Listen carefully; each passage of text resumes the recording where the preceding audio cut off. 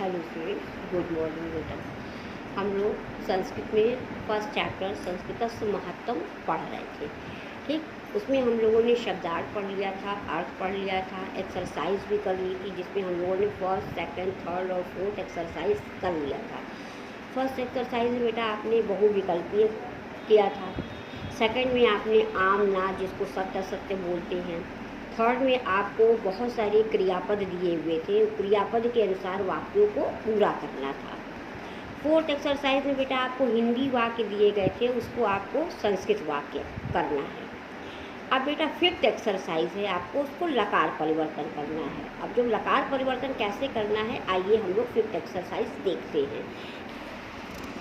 तो देखिए fifth exercise बेटा निर्देशानुसार लकार परिवर्तन करो, कि निर्देशानुसार बेटा कि जो आपको निर्देश दिया जाएगा कि किस लकार में चेंज करना है, कि आपको आदेश दिया जाएगा कि इस लकार में आपको चेंज करना है, तो आप उसी लकार में आपको चेंज करना है। जैसे आपने पहले की कक्षाओं में लट लकार, लट लकार, लंग लकार पढ़ा था, यानी भूतकाल, भविष्यकाल, वर्तमान काल, तो उन्हीं को आपको चेंज करना है। जैसे आपको पहले वाक्य में दिया, एषा भाषा वैज्ञानिक अपि अस्ति, यह भाषा वैज्ञानिक है, यानी कि जो वर्तमान काल में है। अब आपको कह रहा है कि लिट लकार में उसको बनाना, यानी भविष्य काल में आपको उसे चेंज कर देना है।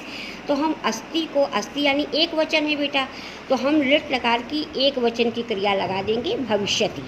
ठीक है बेटा, लिट लकार में हमारा रूप क्या चलता है, भविष्यति, भविष्यता, भविष्यन्ति। तो हम लोग को यह अस्ति एक वचन था, तो हम लोग भविष्यति एक वचन लिख देंगे बेटा। ठीक है, फिर आपको सेकंड में दिया है के वदंती एताम भाषा, कि इस भाषा को कौन बोलते हैं।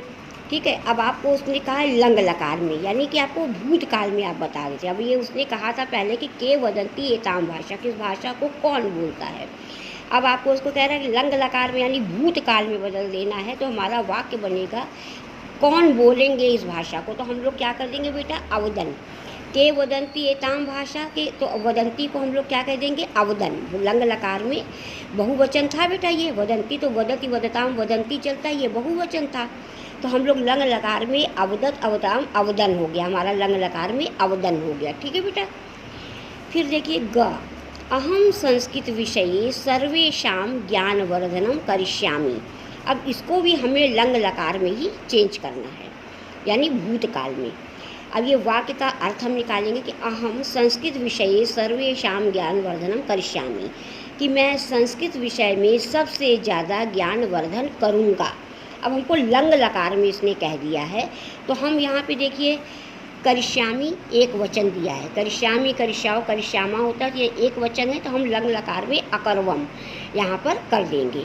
ठीक है, हमने इसको लंग लकार में अकर्वम कर दिया। ठीक, फिर इसी तरह घ में है, एषा भाषा प्राचीन काले अपि जन भाषा आसीत्, कि यह भाषा प्राचीन काल में भी लोगों की भाषा थी, आम भाषा थी। यानी कि इसने भूतकाल की भाषा बताई थी, अब आपको वर्तमान में चेंज करना है, तो हम यहाँ पर इसको अस्ति कर देंगे। लट लकार में हमको चेंज करना है वर्तमान काल में, तो हम इसको अस्ति कर देंगे। ठीक है, फिर है नेक्स्ट आपका जनः मातृभाषा रूपेण संस्कृतम वदन्ति, कि लोग मातृभाषा के रूप में संस्कृत बोलते हैं। अब इसको बेटा हमको लट लकार में चेंज करना है। अब वदंती, ठीक है, वदंती आपका वदति वदता वदंती बहुवचन हो गया। अब ये हमको लट लकार में यानी भविष्यकाल में चेंज करने को कह रहा था, हम लोग क्या कर देंगे, वदिष्यन्ति। ठीक है, क्या होगा, हो जाए वदिष्यन्ति हो जाएगा, क्योंकि ये वदति था, बहुवचन था, तो हम इसको वदिष्यति, वदिष्यता, वदिष्यन्ति रूप चलता है ना, तो हम इसको बहुवचन में ही क्या करेंगे, लिट लकार बहुवचन वदिष्यन्ति कर देंगे। तो कहने का मतलब बेटा ये है, पहले में हमारा भविष्यति होगा, दूसरे में अवदन होगा, तीसरे में अकर्वम होगा, चौथे में अस्ति होगा और पांचवें में वदिष्यन्ति होगा। ठीक है बेटा, ये आपको चेंज करना है। ये आपको ऐसे वाक्य दिए रहेंगे, यहाँ पर आपको निर्देश देने का मतलब कि उन्होंने ये आपको आदेश दे दिया है कि आपका ये वर्तमान काल में है, जिसको आप भविष्य काल में यानी लिट लकार में बदलिए। तो जो बेटा ये अस्ति एक वचन है, तो हमको लिट लकार की एक वचन की ही क्रिया लगानी होगी। देन बेटा हमें ऐसे ही इस सारे वाक्यों को बदलना है। ठीक है बेटा, अब देखिए 6 एक्सरसाइज है बेटा, शब्दानाम विभक्ति वचनम लिखत, कि हमको बेटा जो ये नीचे शब्द दिए गए हैं, पद दिए गए हैं, इनमें हमको विभक्ति बताना है और वचन बताना है कि ये जो पद हमको दिए हैं, जैसे हमको सजीवतायः दिया है, अब हमको इसमें बताना है कि इसमें कौन सी विभक्ति है और कौन सा वचन है। तो सजीवतायः तो हम लोग पहले इसका अर्थ निकालेंगे बेटा, ठीक है। इसके जीवित होने का, तो सजीवतायः का अर्थ निकाला बेटा, तो हमारा इसका अर्थ निकला सजीवतायः जीवित होने का। अब बेटा का की किस विभक्ति में आता है? षष्ठी में। जैसे आपने पढ़ा होगा, कर्ता ने कर्म को करण से संप्रदान के लिए अपादान से अलग है, फिर अपादान के बाद जो है का के की होता है षष्ठी विभक्ति है, तो का के इसके जीवित होने का, तो ये षष्ठी विभक्ति हो गया बेटा, एक वचन हो गया, ठीक है, एक वचन हुआ।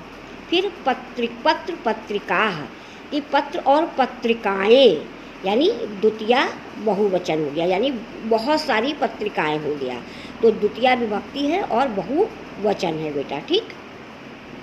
संस्कृत भाषा में, अब में कौन सी विभक्ति का बेटा चिन्ह होगा? देखिए, कर्ता ने कर्म को करण से संप्रदान के लिए अपादान से अलग संबंध का के की है, और ये आपस सप्तमी विभक्ति में क्या होता है? में पर। तो हमारे तो ये कह रहा है संस्कृत भाषा में, अब में आया ना, तो हमारा यहाँ सप्तमी विभक्ति हो गया, सप्तमी विभक्ति एक वचन। डन बेटा। विद्यालयम, तो विद्यालय में, अब बेटा जाने के अर्थ में द्वितीया विभक्ति होती है विद्यालय में, तो यहाँ पर द्वितीया विभक्ति एक वचन हो गया, ठीक है बेटा।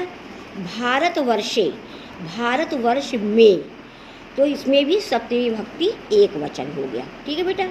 तो हमारा सजीवतायः में षष्ठी विभक्ति एक वचन है, पत्र पत्रिकाः में द्वितीया विभक्ति बहुवचन, संस्कृत भाषाया में सप्तमी विभक्ति एक वचन, विद्यालय में द्वितीया विभक्ति एक वचन, भारतवर्षे में सप्तमी विभक्ति एक वचन, ठीक है बेटा।